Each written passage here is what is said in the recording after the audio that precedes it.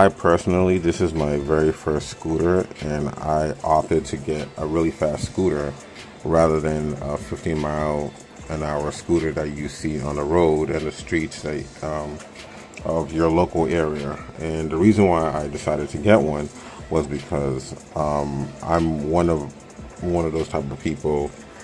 I can call myself a safe driver. Now, I'm not just saying that as like to be bragging or anything, but when I'm in my car, I'm never using my cell phone. Even if I do use my cell phone, I'm not texting while driving. I'm just trying to play the music or pick up a phone call because I have Bluetooth on my phone. So I can't stress enough about the safety and the dangers of these really fast scooters.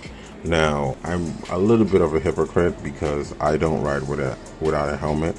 But what I do when I make up for that is that I usually, when I'm riding fast, I'm usually always paying attention to the road.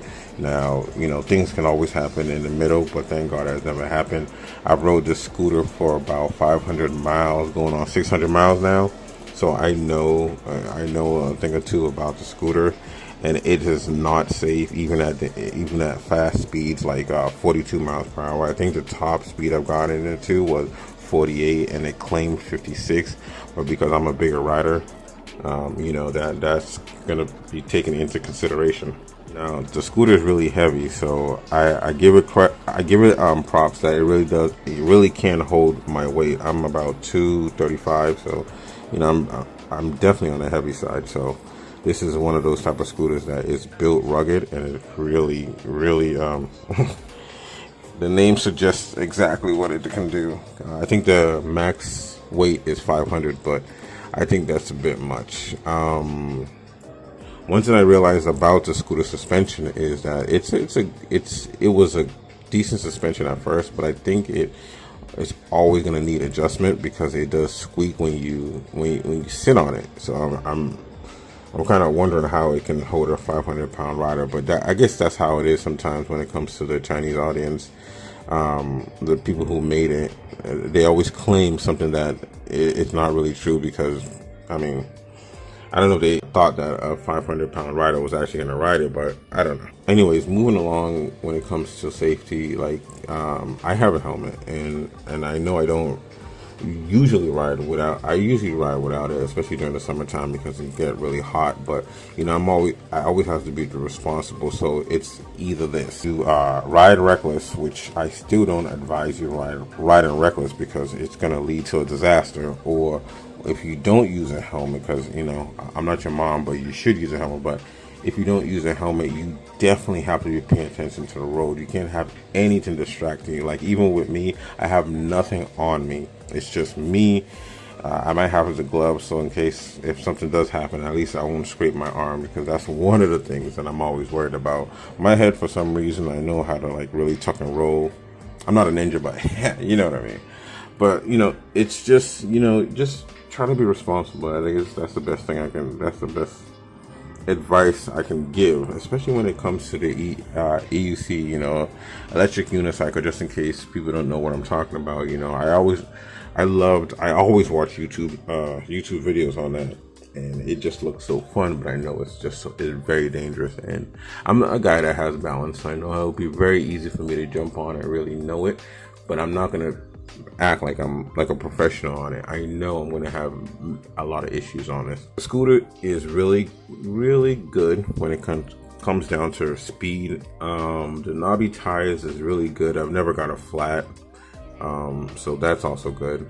I never had any issues with the motor itself, but I did have issues with the controller. The controller blew up on me, I think was about 50 miles in. It's funny because when that happened, I was home, so that was a good thing, because imagine me being so far away where I actually had to walk my scooter back home, because that's what I would have probably did. I probably wouldn't have jumped on the bus. But anyways, yeah, that happened to me. I talked to the customer service. It took a while, but they got back to me, and they were really nice because they refunded me the shipping cost, which is about $300.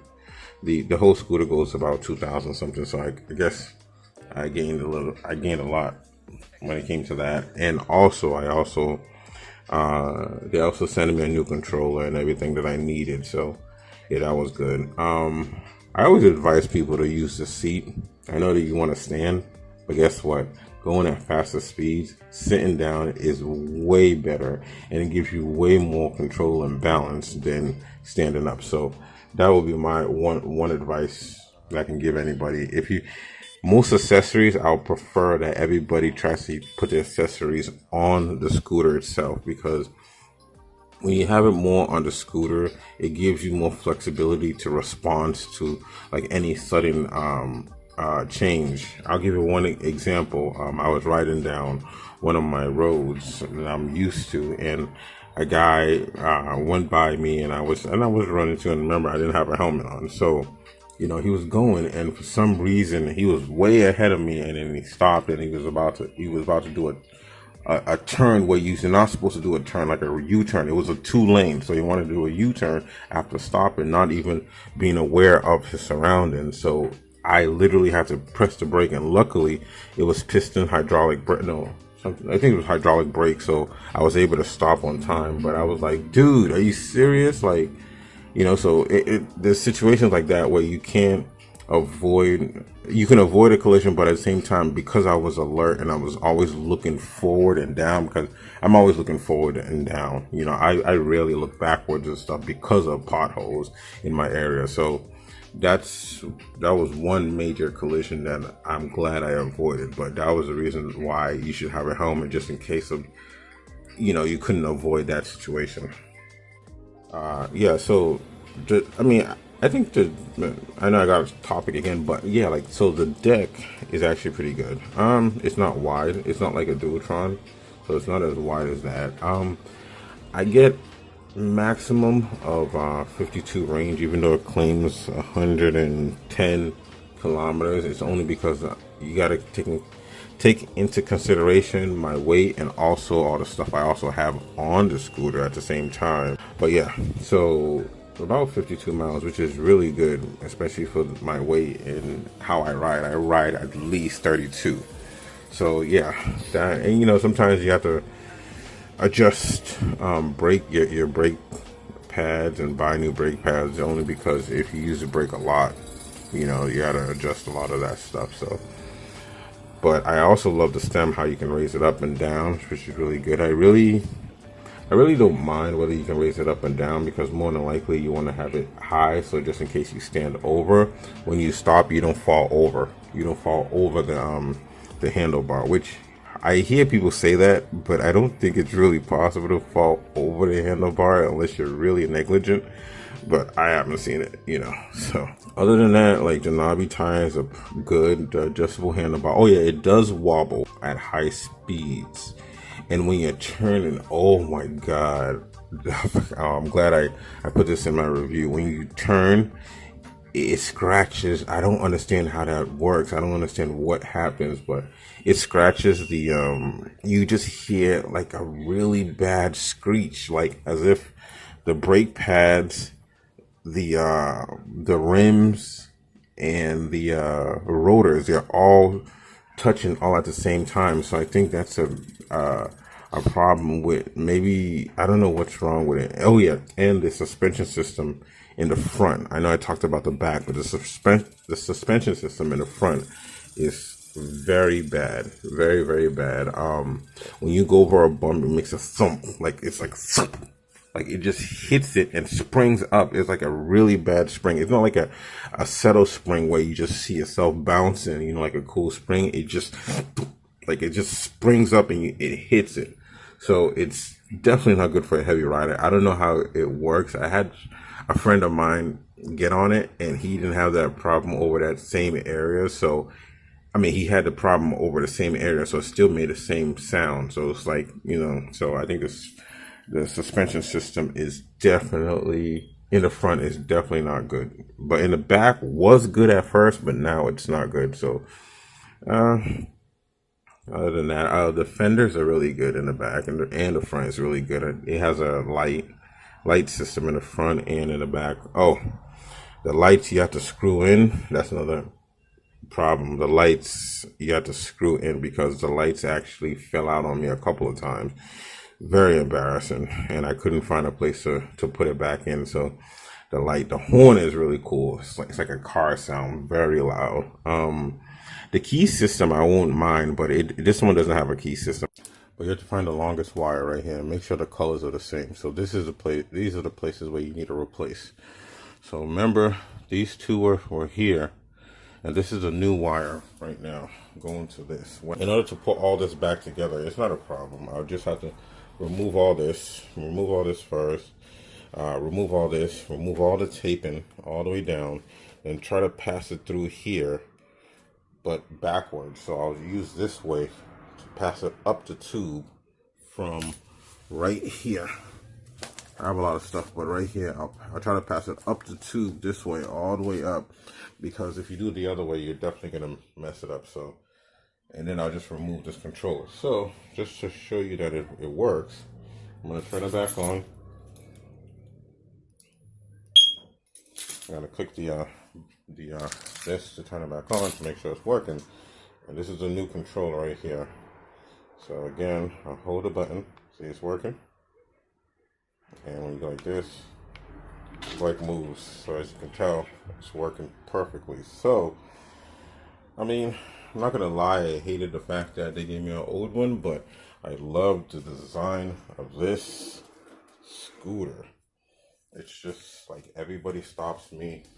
They love scooters. So, and I put a lot of customization on it. Look, put a custom light on it, so the light in the front should work. All these lights would work at night. Boom. Even the one down there. Look at that. Boom. And I got lights in the front.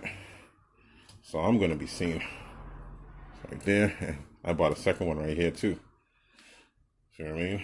So I'm pretty much set. Like, they're going to see me. They're going to see me on all sides in the night. I might be riding in the night soon. So, you know, there'll just be a lot of charging, but not really. As long as you have enough USB ports, you can charge everything up. So, yep. So let me turn off the bike, because, you know, if you want to work on it, you have to turn off the bike. Definitely have to turn off the bike. Now it's just for me passing all these wires back through. I wish I could remove the battery and arrange all this thing really good, but the battery is stuck inside of it really good. And I try to use this right here, but I don't want to go breaking the battery. So let me just leave that alone and just try to cram everything back in. As long as everything's working, I am good and golden. Let's go, let's go. Let's go, let's go.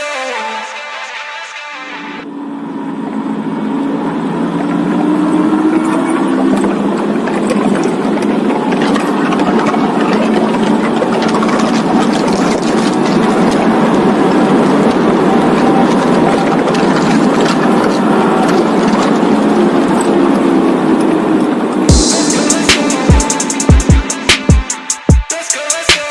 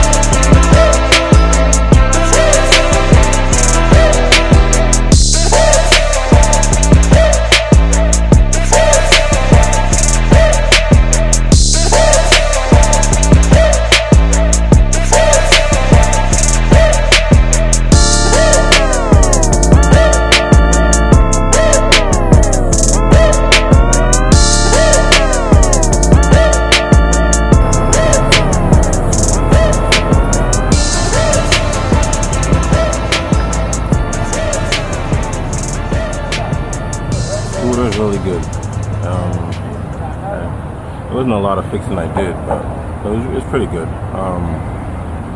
Yeah, and it can hold like a heavy rider, unlike a lot of these other scooters that claim they can, but they really can't. So, about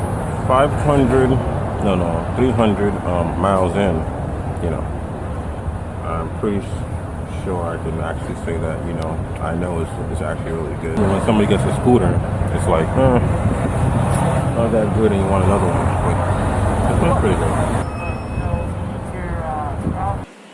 I'm 500 pounds, no, yeah, right.